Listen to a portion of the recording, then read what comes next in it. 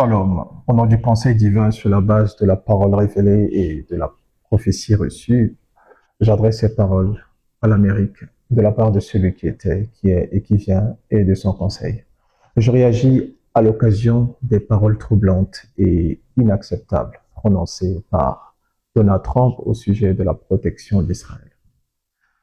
Ces déclarations selon lesquelles Israël n'existerait pas sans lui ont été entendues à plusieurs reprises et ont cette fois-ci offensé le ciel. Elles constituent une nouvelle manifestation de la démesure humaine et appellent une réponse claire, ferme et sans ambiguïté.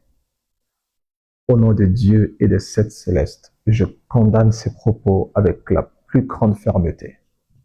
Celui qui ne sommeille ni ne dort et qui garde Israël n'a jamais porté le nom de Donald.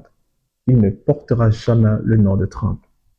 Il ne portera jamais le nom d'un État, aussi puissant soit-il. Celui qui garde Israël et la terre et l'Éternel des armées, le Dieu d'Abraham, d'Isaac et de Jacob, le souverain des nations et le maître de l'histoire, révélé au monde en Yeshua HaMashiach. C'est lui qui a dit, par tes paroles tu seras justifié et par tes paroles tu seras condamné.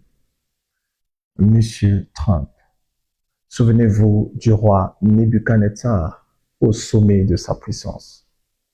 Vous avez été pesé à la balance et vos paroles ont été trouvées légères devant Dieu.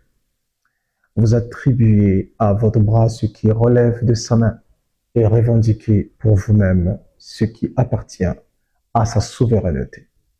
C'est pourquoi, ainsi parle le Seigneur, au prince de l'Amérique, vous ferez ce que vous ne voudrez pas faire, vous irez là où vous ne voudrez pas aller. Vos projets seront contrariés, vos certitudes seront ébranlées et votre force ne vous délivrera pas du jour que j'ai déterminé. Tu es entré dans un filet et tu comprendras au terme de la colère que ma volonté seule demeure. L'instrument ne se glorifiera pas contre celui qui l'emploie.